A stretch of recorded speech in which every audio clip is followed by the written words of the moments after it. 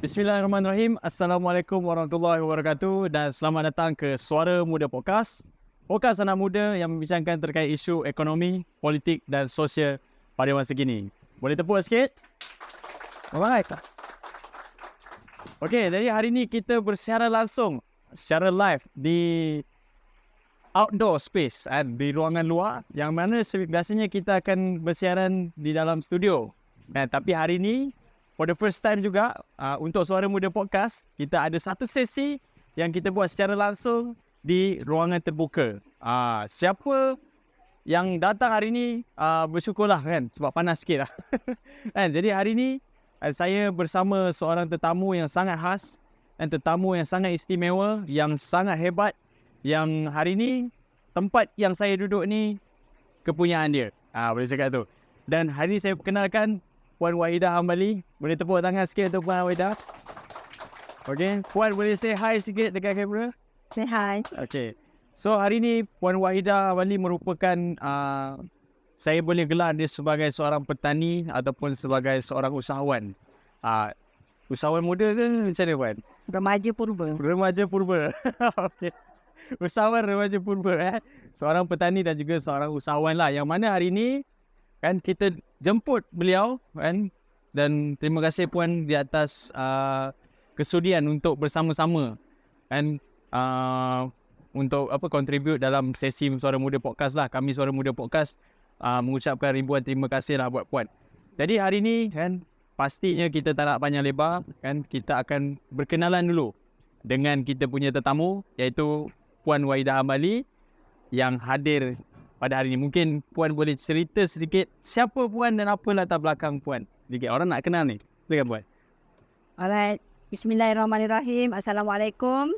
Terima kasih kepada semua yang sudi hadir di kebun stall Kampung Raja Musa di Laman Agro. Kita outdoor di sini di Laman Agro Kampung Raja Musa, Kuala Selangor. Selangor lah. Selangor. Okay. Nama saya Nur Wahidah binti Hambali. Biasa orang panggil Puan Wahidah Hambali lah. Dan nickname saya Wahidah Hambali. Saya adalah remaja purba lah. Remaja purba. Tidak. So saya berasal dari Tanjung Karang. Lahir di Tanjung Karang, membesar di negeri Perak dan berkahwin. Yang pertama di Kampung Raja Musa ini. Arwah suami saya adalah orang Kampung Raja Musa ini dan anak-anak saya lahir di sini. Dan jodoh kami tak panjang. Nanti saya akan cerita kenapa tak panjang. Dan saya berkahwin semula pada 10 tahun yang lalu dengan orang dari negeri Sarawak. Dan saya ada 8 orang anak. Baik. Itu dia. Sedikit latar belakang daripada Puan Wahidah Hambali kita. Saya panggil Puan Wahidah boleh? Boleh. Jadi hari ni kita buat satu sesi. Tajuk kita yang diberi nama Pertanian Asas Pembentukan Generasi Muda. Kenapa tajuk ni kita pilih Puan? Kenapa tajuk Pertanian Asas Pembentukan Generasi Muda? Sebab hari ni kan, kalau kita tengok struktur pohon tadi, struktur pokok tadi tu, dia ada 3 unsur. Kita boleh sebut dia sebagai akar, kita boleh sebut dia, dan yang kedua kita ada batang dia dan juga buah dia. Kalau dalam menurut Al-Quran kan, alam tarakai pada raballahu masalan kalimatan thayyibatin kasajaratin tasnuha sabitu wa faruha kan, surah 14 ayat 24. So kat situ dia cerita tentang sebuah pohon yang baik itu seperti kalimat yang baik. Di mana akar ni tadi teguh, batangnya menjulang ke langit dan menghasilkan buah pada tiap-tiap musim. So that's why and hari ni bila kita cerita tentang orang muda kan, generasi muda kan, kita nak tengok kan dia punya hasil ke depan itu jadi apa. Dan yang pastinya dia bermula daripada acuan, basic dia. Dan kita kaitkan tentang pertanian tu ataupun cerita sebuah pohon tadi tu, di mana tadi bermula daripada akar and then outcome dia adalah tadi buah, hasil. So hari ni Puan, kita terus lanjut pada soalan saya yang pertama. Kan, soalan saya pertama dia tak heavy sangat, dia just simple-simple saja. Kan, kenapa bertani? Itu dulu. Kenapa bertani? Silakan Puan. Kenapa bertani Kenapa bertani? Dia asalnya adalah sebab minat. Okay? Apabila kita minat dengan sesuatu perkara tu, kita akan buat walaupun benda tu macam susah sangat.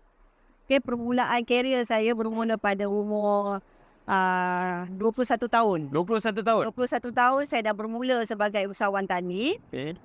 Selepas habis SPM, saya ni anak nombor 1 daripada 9 adik-beradik. Dan kehidupan dulu sangat susah lah. Ya, semua kita dulu menghadapi kehidupan yang sukar.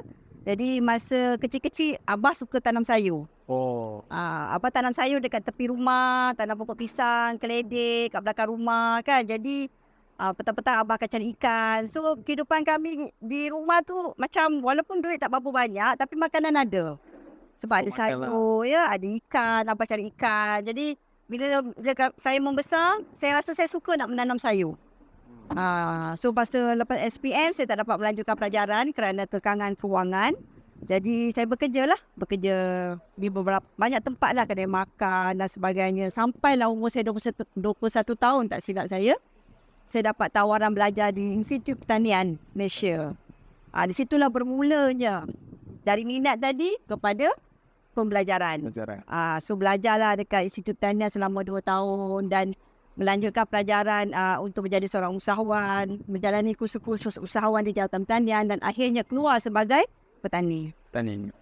So 20 tahun yang lalu punya cerita lah. 20 tahun yang lalu punya lah. 20 tahun cerita. Tahun berapa tu tuan? Tahun 2004. Saya baru 2 tahun waktu tu. Baru 2 tahun. Baru 2 tahun ya. So 20 tahun dulu saya belajar di Institut Pertanian dan keluar sebagai seorang petani, masih anak dara masa tu bersama dengan sahabat saya. Sahabat saya ada di sini. Bersama dengan sahabat saya Siti Habibah yang pakai topi sedang menyapu-nyapu di belakang tu. Itu adalah sahabat saya sebantar, setidur, secangkul. Ya. Kami anak dara datang ke sini, ke Kampung Raja Musa ni. Dan tercampaklah di kebun yang sangat hutan-hutan belantara di Bisari Jaya. Okay? Dan kami menyewa di sini. Di Kampung Raja Musa ni, di taman sebelah ni. Dan tak kenal siapa-siapa di sini. Nak dijadikan cerita, buka kawasan kebun. Masa tu saya buka kebun dalam 1 ekar saja. 1 ekar guna cangkul. Clearkan semua. Clearkan semak-semak pakai cangkul. Bayangkan masa tu umur baru 23 tahun, perempuan kan. Lepas tu pegang cangkul, tak ada duit. Kan, duit ada tapi beberapa ratus saja. Dan bila duduk di Kampung Raja Musa ni, alhamdulillah ya, Kampung Raja Musa ni orang yang baik-baik, selalu bagi kami makan. Jiran-jiran sebelah rumah selalu bagi makan. Ya, dan bila pergi ke kebun pun ramai kawan-kawan kebun yang selalu bagi kami makan lah. So daripada 1 ekar ni kita pelan-pelan buka kebun dah berjaya menghasilkan sayur. Masa tu jual sayur kat mana tau? Kat mana puan? Dekat pejabat daerah. Pergi masuk pejabat-pejabat. Puan buat direct selling kan ni? Direct selling. Faham. Tanam sendiri, tuai sendiri, duai sendiri. Itulah permulaan saya 21 tahun yang lalu. Tak, lebih pada 20 tahun. Lebih lah. Saya ingat 22 tahun lah. 22 tahun dahulu ketika saya pegang cangkul, saya tak boleh fikir yang saya akan berada di tapak saya hari ini. Tak pernah fikir. Masa tu kita cangkul di tanah kan, tanam kangkung, tanam sawi. Tak pernah fikir yang pada hari ini saya boleh bercakap pasal perkara ini kepada anak muda. Generasi muda. Apa yang saya lalu dengan sahabat saya tu, bahawa pertanian itu sebenarnya boleh membuatkan kita berjaya, kaya. Kalau tak kaya harta pun, you akan kaya dengan jiwa. Yang ini saya selalu tekankan kepada masyarakat muda pada hari ini, petani-petani kita pada masa ini.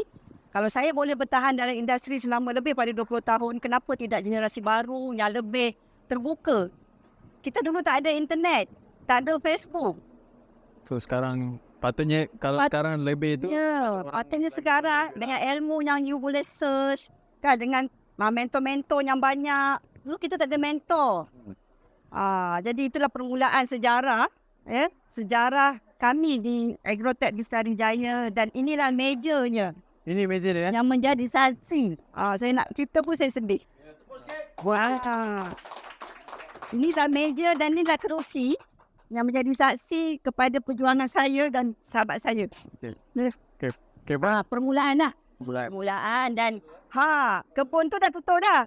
Dah tak ada dah. Tak sia-sia saya punya angkat buat sini. Ya, dan meja ni kita bawa ke sini sebagai simbol. Simbol perjuangan kami selama hampir 22 tahun. Dan akhirnya kita membangunkan semula Kampung Raja Musa ini sebagai buah tangan dari kami kerana mereka telah menghargai kami berdua di sini, dan terutama kepada saya sendiri yang walaupun saya bukan orang sini, arwah suami saya orang sini, tetapi warisnya lahir di sini dan saya terus perjuangkan ilmu ini yang lahir di sini dan pergi ke negara-negeri orang lain lah. Baik. Itulah permulaan lah. Itu permulaan. Jadi saya nak cerita macam mana permulaan ni. You kena jadi kental, tak jatuh, tergolek pun bangun balik. Okay, itu ada kat soalan seterusnya. Okay, so tadi daripada terjawab kan, sedikit daripada perkongsian puan tadi kan, hari ni saya boleh rumuskan satu kan, kenapa bertani is about passion, minat. Betul puan? Betul. So that's mean puan bermula daripada minat, tapi satu benda yang saya tertarik, which is minat tu datang daripada didikan orang tua. Ya, betul. So that's mean orang tu memainkan peranan penting. Institusi keluarga Okay. itu sangat penting dalam membentuk karier anak-anak. Ya, di mana kita sebagai ibu bapa, parents, kita kena mendidik dan membentuk apa yang anak kita minat. Tak semestinya saya parents kan, bidang pertanian, anak kita akan pergi ke bidang pertanian. Tak. Dia ada minat dia sendiri. Cuma macam mana kita nak create minat dia supaya dia cenderung untuk jadikan minat dia sebagai satu karier. So dia secara tidak langsung ada juga kontribusi lah. Ya, membentukkan anak tu tadi kan. Ya, betul. So tadi kita dah cerita sikit tentang siapa puan dan bagaimana boleh minat untuk bertani.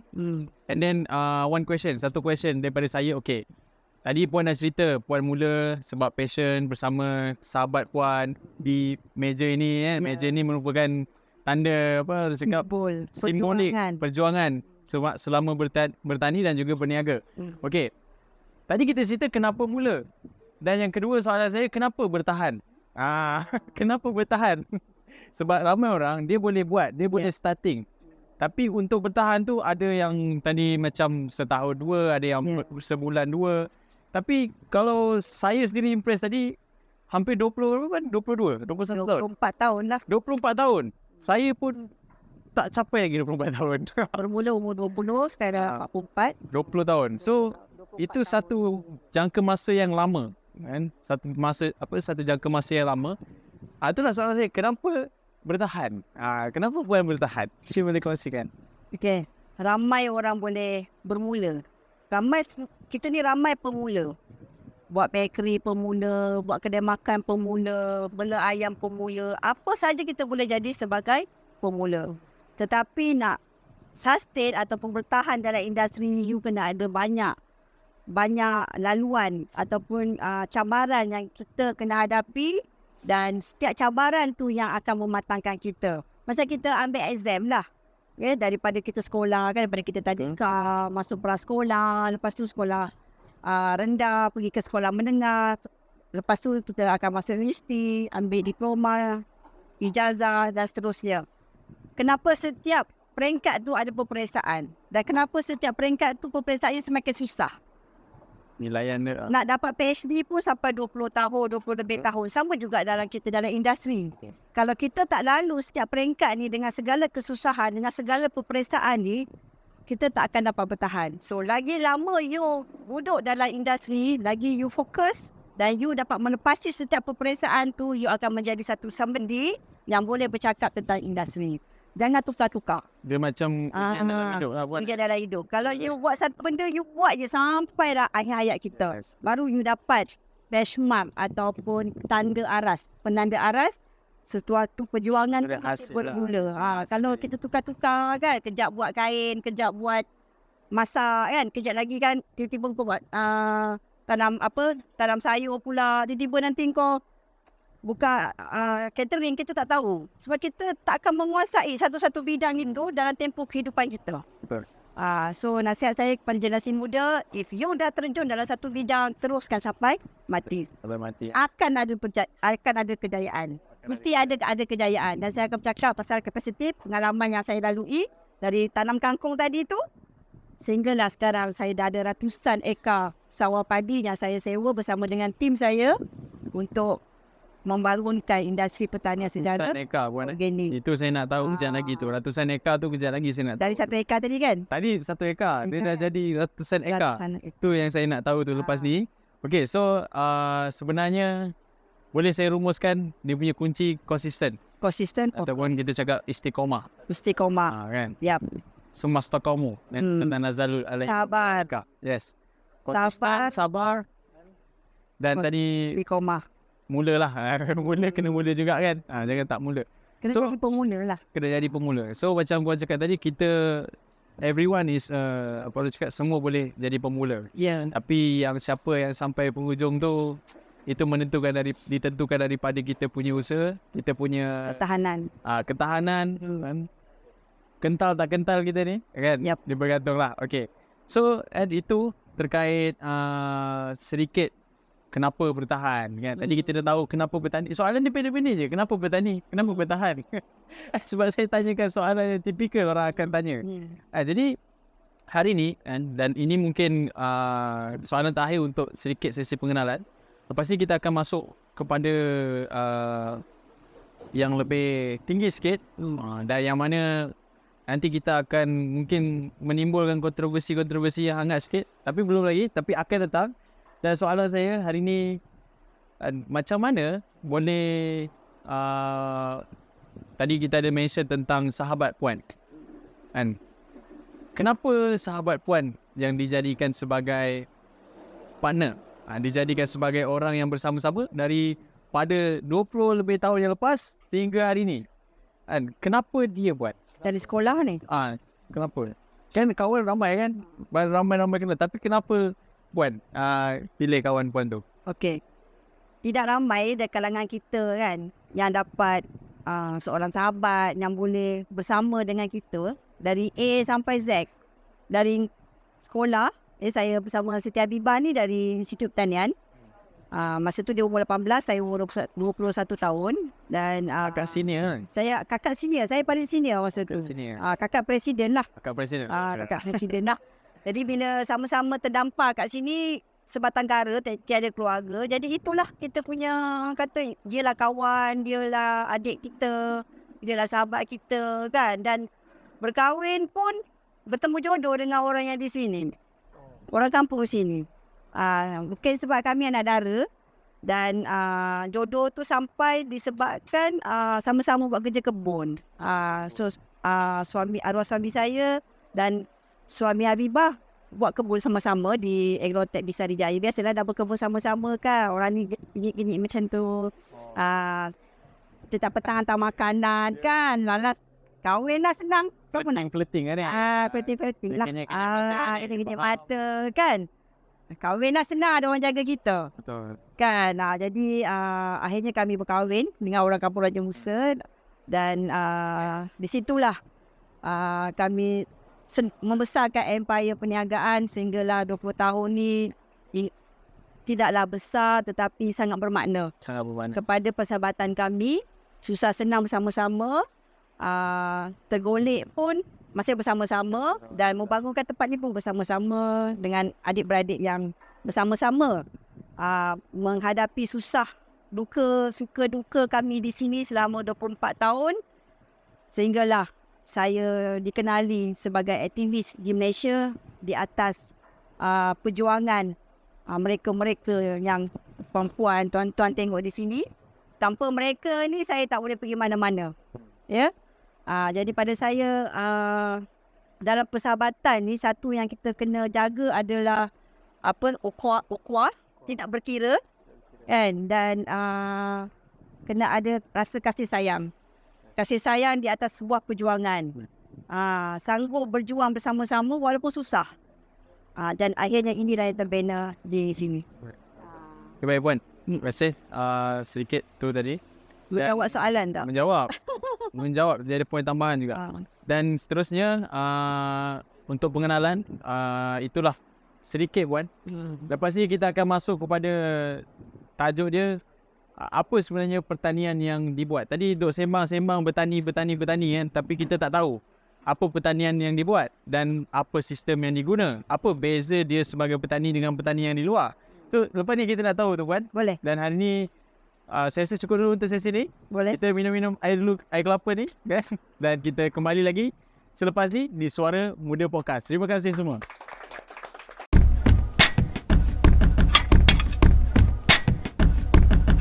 Okey, kembali lagi di Suara Muda Podcast. Podcast anak muda yang membincangkan terkait isu ekonomi, politik dan sosial pada masa kini. Kembali lagi, kita di segmen seterusnya. Segmen hari ini di Suara Muda Podcast untuk tajuk Pertanian Asas Pembentukan Generasi Muda. Kembali masih lagi bersama tetamu khas kita, Puan Wahidah. Jadi Puan, kita kembali kepada segmen kita, podcast kita hari ini. Dan kita masuk kepada tajuk kita yang kedua, kan?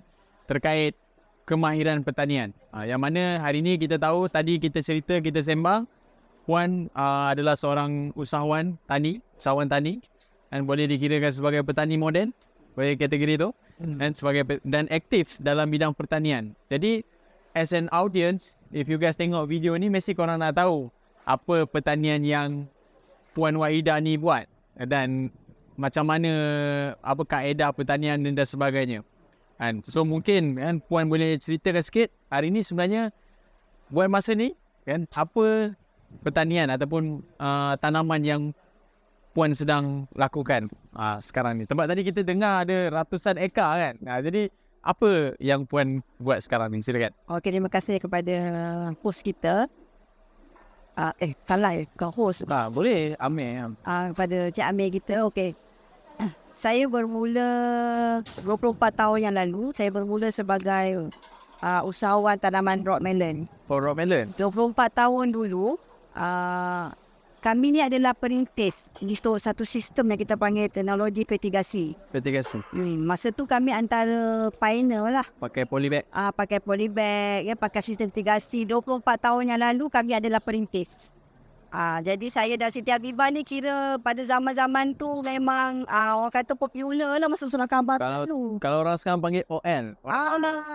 Sekarang dulu dia tak ada Facebook. Jadi semua masuk Surat Khabar. Jadi masa tu saya dengan Habibah ni memang sering masuk khususan, metro kan. Sebab masa tu kami perempuan. Kemudian untuk kebun tanah rock melon. Jadi kami tanah rock melon dengan grant sepenuhnya daripada Jabatan Pertanian Malaysia. Terima kasih kepada Jabatan Pertanian Malaysia yang melahirkan kami sebagai usahawan, dan kami bermula daripada kapasiti 3,000 pokok sehingga 10,000 ke 20,000 pokok. Rock melon tadi tu? Rock melon sahaja. Saya nak selit sikit Puan. Berdua?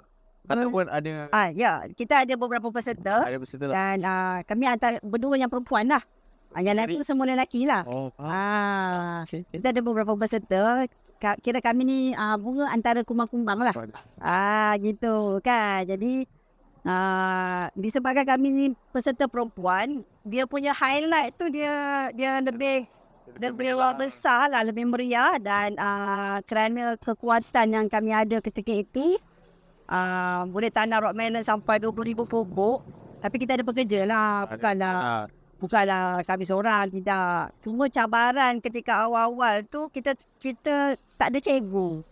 Maksudnya kami lah tani, kami lah cikgu, kami lah mentor diri sendiri.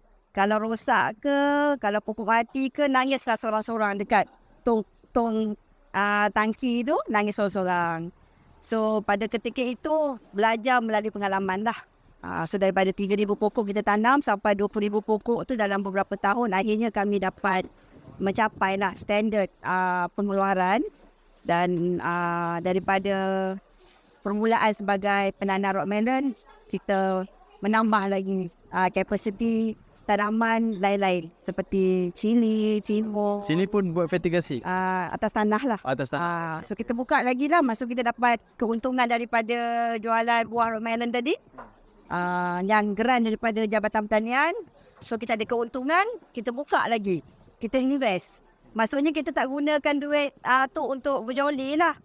Untuk saya ingat 5 tahun pertama permulaan kami sebagai usahawan, saya rasa macam masa hidup yang sangat, nak kata ini kira kategori miskin lah.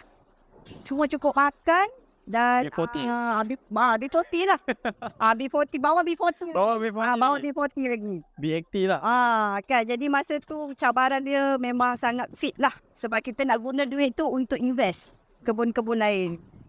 So daripada 1 ekar, daripada 3,000 pokok kepada 20,000 pokok, kemudian luaskan lagi sehingga kita dah capai 30 ekar lah ketika tu dalam Lestari Jaya tu, dengan pelbagai jenis tanaman, sayuran, timun, kacang, terung, pelbagai jenis sayuran lah. Dan saya sendiri berada dalam industri itu sebagai penanam sayur hampir lebih pada 10 tahun lah. So that's mean rock melon and then turn out to be Sayuran lah. Penanam sayuran. Selama hampir 10 tahun. Sayur-sayuran tu 10 tahun. 10 tahun saja, dan masa yang sama ketika itu terdapatlah cetusan-cetusan. Bila kita dah lama duduk kat kebun sayur, dah faham dengan sayur, dah faham dengan harga. Masa tu saya fikir, why not kita tak nak guna kaedah yang lebih murah. Masa tu saya terbeban dengan pembelanjaan, membeli racun kan. Di sinilah tercetusnya apa yang saya dapat pada hari ini, tercetusnya ketika saya di zaman era jahiliah. Saya pun ada zaman jahiliah sendiri. Zaman yang jahil, zaman yang kita tak tahu benda tu sebenarnya yang membawa saya pada hari ini. Okay, masa saya tanam sayur kita guna racun banyak. So, kan? Spray racun kat sayur. Lepas tu kita makan. Dan akhirnya berlakulah satu. Ni emosi punya satu kan? Emosi. Ni part emosi kan? Soalan ni seterusnya. Saya potong dulu. Ini nak potong ni kan? Okay, sekarang yang tanaman yang latest buat? Okay, dari rock melon tadi sayur, saya off kebun. Off kebun? Selepas emosi tadi tu. Okay, selepas emosi. Saya off kebun. Concentrate, fokus kepada our product, iaitu baju organik. Baju organik. Dan baju organik ni sudah berusia 12 tahun dalam pasaran, dan sekarang dia sangat grow di Malaysia terutamanya, di mana saya supply ke seluruh negara untuk industri tanaman dan juga padi lah. Dan daripada industri padi ni lah yang menjadi ratusan ekar yang telah kita develop, dan yang di luar maksudnya bukan persendirian punya, maksudnya kita develop pesawat-pesawat kita yang mencapai ribuan ekar pada hari ini. Saya terus terang Puan saya sebenarnya, saya pun pernah tengok video Puan keluar dekat saya punya Facebook kan, padi biofertigasi. Memang secara polybag. Dalam polybag. Terus terang saya cakap, saya pun tiba-tiba nak jadi penanam padi waktu tu. Tapi tak jadi lagi. Tapi waktu tu nak jadilah kan. Okay. So basically satu keunikan yang saya boleh cakap tentang pertanian ni yang Puan buat adalah daripada racun tadi masuk kepada organik. Okay, kenapa organik? Baru Puan cerita kenapa pertanian organik. Okay, kenapa dari zaman jahil tadi yang pakai racun kan, racun tak berdaftar, tak halal, haram, semua saya akan pakai lah. Semata-mata nak kata nak dapat hasil yang baik. Kan masa tu kita ada 30 ekar kebun, kita ada 30 orang pekerja, dan kita perlu membayar gaji yang banyak. Jadi masa tu kita hanya tahu pakai racun je. Racun. Dan akhirnya setiap keuntungan yang kita dapat, 50 hingga 60% kena beli racun. 50 ke 60% saya akan belanja untuk membeli racun. Jadi apa yang kita dapat? Sebagai seorang usahawan, hanya penatnya lah. Betul lah. So daripada situ saya cuba belajar untuk buat baju organik dan test di dalam kebun sendirilah. So dalam tempoh test tu saya bermula pada tahun 2009. Saya tanam sayur 2004. 2009 saya bermula untuk convert daripada pertanian secara konvensional, guna racun dan sebagainya, kepada pertanian alami. Lebih kepada semula jadi. Organik. Maksudnya menggunakan bahan-bahan organik lah untuk kesuburan pokok. So dalam tempoh nak convert tu 2009 tu sampailah 2012 berlakulah sedikit orang kata apa, sejarah hitam lah dalam kehidupan saya. Dia apabila kita dah mula naik dengan organik, kebun kita dah sukses, guna organik sangat bagus, pokok lagi cantik, tanah lagi subur, dan saya diberi ujian lah oleh Allah Subhanahu Wa Taala. Arwah suami saya meninggal dunia pada usia 43 tahun. Masa tu saya baru 33 tahun. 33 tahun. Masih muda lagi saya masa tu, dan anak masih kecil-kecil. Dan diagnos daripada doktor mengatakan bahawa arwah suami saya jatuh sakit disebabkan darahnya mengandungi banyak bahan-bahan yang toksin dah. Toksin. Dan bila kita revise balik history penggunaan racun yang banyak ketika beliau menjadi farmers, di situ kita boleh buat satu rumusan lah bahawa penggunaan racun ini sangat berbahaya kepada manusia. Dan benda ni berlaku kat diri saya. Dan kenapa saya tekad dengan organik, inilah titik permulaan. Apabila dia meninggal dunia, meninggalkan saya dan anak-anak yang ketika itu masih kecil, saya rasa aku kena buat benda ni. Aku kena buat organik. Aku kena bagi kesedaran kepada manusia. Spread awareness. Ya. Walaupun ketika lepas dia meninggal tu saya dah, orang kata dah hilang semangat kan. Hilang kekuatan diri. Saya still teruskan juga pembuatan baju organik. Yang ketika itu 10 tahun yang lalu orang tak nak pun organik-organik ni. Semua nak instant. Semua nak instant. Orang tak nak. Bila saya buat orang gelakkan saya. Tapi masa yang sama kebun kita ada hasil. Kan? So, selepas 1 year suami saya meninggal, saya bertemu dengan suami yang baru. Alhamdulillah beliau sangat kompetent membantu saya ke hadapan. Dia sentiasa berada di belakang tabir dan kami terus membawalah produk organik ini ke tempat yang lebih baik. Maksudnya saya off kebun, saya tutup kebun, 100% saya tutup, saya tak jadi farmers lagi. Tetapi saya menjadi seller baja pula. Tetapi saya tak meletakkan diri saya sebagai seorang seller baja. Saya tak kata diri saya sebagai penjual.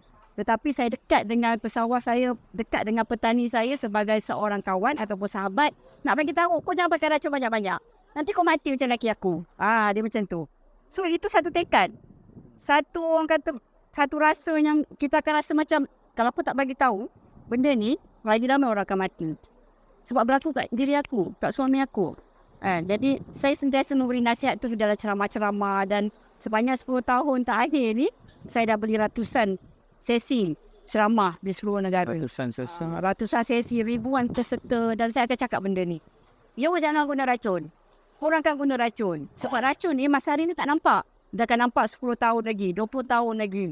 Kan? You akan, farmers yang banyak bergantung kepada racun, dia akan mengalami banyak masalah, komplikasi, penyakit dan sebagainya. Inilah yang menyebabkan saya kuat untuk bawa organik ini ke hadapan. Dan dalam Malaysia tak ramai orang yang berpejuang kat organik ni. Kalau you search dekat internet pun, you akan jumpa nama saya je yang bawa. Search je lah organik, dia akan keluar nama saya. So tak ramai kat Malaysia yang membawa benda ni. Sebab benda ni bila berlaku kat diri kita, suami kita meninggal dunia sebab apa? Sebab racun. So apa tanggungjawab kita kepada masyarakat kita? Memberitahulah. So, apa cara kita memberitahu? Melalui penulisan di Facebook, melalui media massa, ceramah-ceramah, dan juga kita kena tunjuk, kita kena show kepada farmers kita, kepada masyarakat kita, tanam sayur tak guna racun, boleh. Dan di situlah saya develop laman agro di Kampung Raja Musa ini, kita buat sebagai showroom. Tanam sayur tak ada racun. Nak beli baja dia ini. Nak buat kursus, nak belajar buat baja ni, saya bagi kursus secara percuma. Datang sini belajar. Dan itulah yang saya buat selama 10 tahun di sini. Dan masa pertengahan, masa kita buat pembelajaran tu, saya dijemput oleh Kerajaan Negara Brunei. Untuk memberi latihan. Tahun 2017 sehingga 2021. That's mean dalam 4 tahun, 3 tahun lah. Before lah. 3 tahun kebelakangan. 3 tahun kebelakang ni lah. So, saya berkhidmat di negara Brunei. Masa saya berkhidmat di sana, saya ada tim yang sangat kuat di sini. Inilah tim-tim saya. Mereka lah yang buat baja, yang proses baja, yang hantar baja kepada klien. So, bisnes berjalan macam biasa. Tak ada masalah walaupun saya berada di luar negara. Dan apabila saya berkeputusan untuk balik ke Malaysia, ada satu lagi yang saya tertangguh. Apa tu? Kan 20 tahun dulu saya tak dapat belajar. Langsung listing. So, sama belajar lah. Saya balas dendam lah. Sambung belajar ke UTM. Tu dalam dapatlah masuk kaki ke universiti. Dalam kos apa kan? Business lah. Professional in business administration. Right. Okay Puan, tu sedikit terkait apa yang Puan Wahida buat sekarang ni. Okay, so tadi kita dah tahu apa pertanian yang pernah beliau mula dan sehingga hari ni. Dan hari ni dah off sebagai farmers and then right now as a entrepreneur. Consultant dalam mostly ke dalam bidang organik. Yang mana kalau dengar kisah Puan Wahida tadi tu, organik, kenapa dia mula untuk buat tanaman organik, sangat menyayat hati dan saya ucapkan takziah buat Puan dan sekeluarga. Tapi hari ni masih lagi semangat. Sebab satu sisi yang saya nampak pada diri puan kan, pertama sekali saya dah impress perempuan menanam. Tu saya dah impress. First thing first. Secondly, after 20 more years, selepas 20 tahun lebih masih konsisten buat ni, saya rasa saya pun belum tentu lagi boleh tu. Boleh tanya bapa saya mencangkul pun sekejap je. Saya dah penat.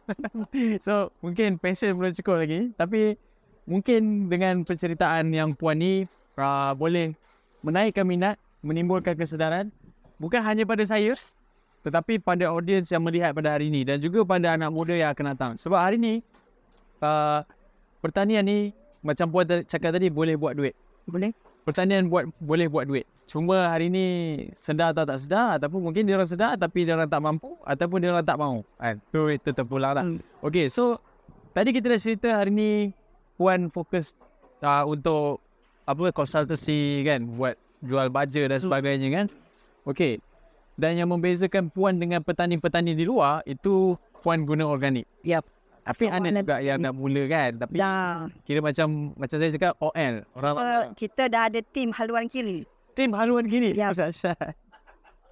Lain macam So tim haluan kiri. So memperjuangkan organik. Ya. Haluan kanan memperjuangkan. Betul sikit semua. Right. Mantap. Ada t-shirt. Tak apa, kemudian. Okay, so itu perbezaan dia. Dan hari ni, saya nak tahu satu lah. Orang selalu akan cerita kalau satu benda tentang benda yang bagus ni, orang duk sembang tentang keuntungan, untung. Sepanjang puan berjalan, sepanjang puan bertani, berniaga, boleh tak bagi tahu waktu di mana kerugian yang paling besar puan pernah lalui? Kan? Emosi lagi sekali ni.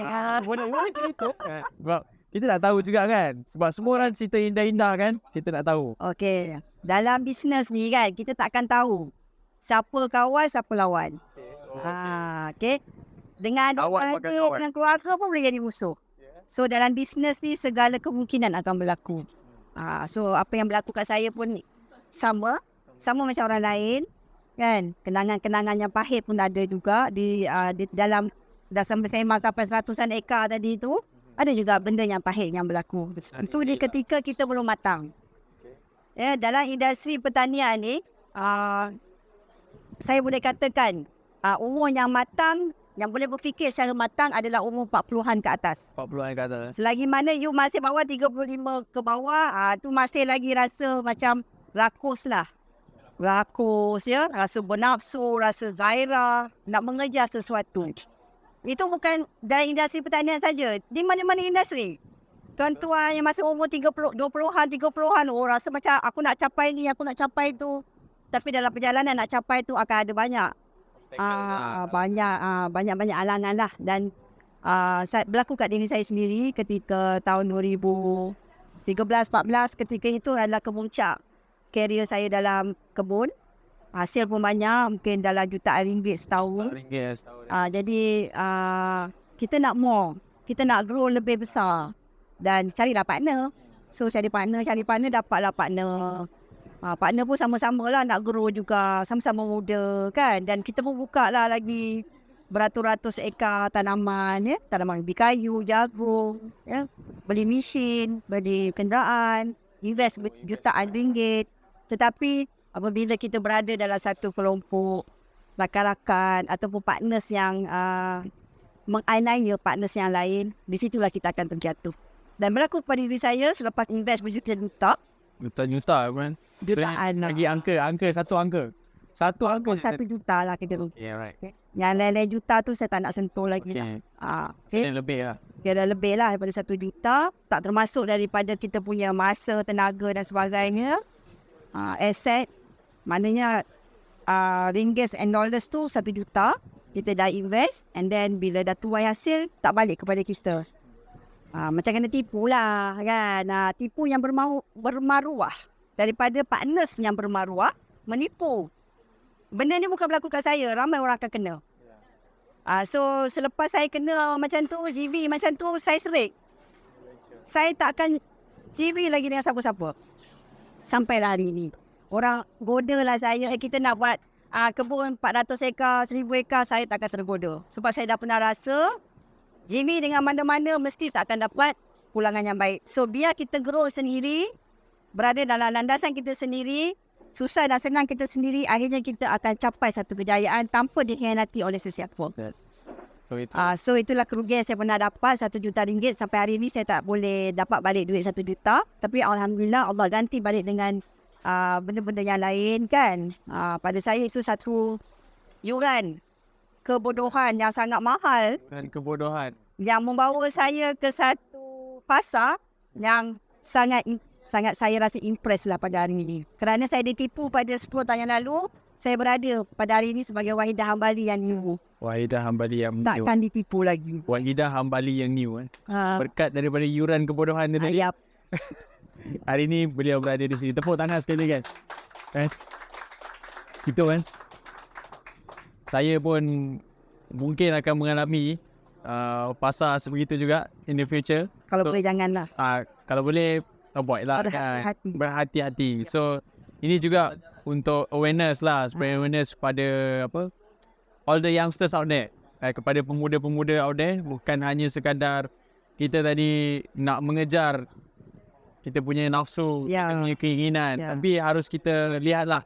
Pesanan saya. Pesanan, okey. Pesanan saya, jangan GB dengan sesiapa walaupun kita susah. Jangan GB dengan sesiapa. Sebab if you masih baru dalam industri, bergeraklah perlahan-lahan. You akan berada dalam platform yang sangat baik. Slowly but surely. Yep. Yes. So ingat jangan GB. Tapi kalau ada nak joint venture dengan podcast, boleh tinggal tepi lah. Tak apa. Okay. So itu sedikit latar belakang terkait pertanian, kemahiran pertanian. Yang mana pasti banyak lagi. Dan nanti di hujung acara Puan akan cerita macam mana untuk people reach out Puan. Macam mana people nak tahu dengan lebih lanjut. Maybe meet you in person, jumpa apa orang cakap one to one, counselling pun mungkin boleh kan. Nanti di hujung acara kita akan beri Puan untuk terangkan kepada semua. So itu terkait kemahiran pertanian. Sedikit orang kata antara pengenalan jugalah kan terkait Puan Wahidah hari ini, yang mana sebagai seorang usahawan tani dan yang berjaya, saya boleh kata begitu kan. Berjaya? Boleh kata? Berjaya menempuh sehingga ke hari ini lah. Okay. So alhamdulillah kan, saya rasa kita akan break dulu kan, kita minum-minum dulu kan, sebab kita akan masuk pada tajuk yang the real tajuk kita, iaitu pertanian asas pembentukan generasi muda. And so kita kembali lagi selepas ni di Suara Muda Podcast. Terima kasih.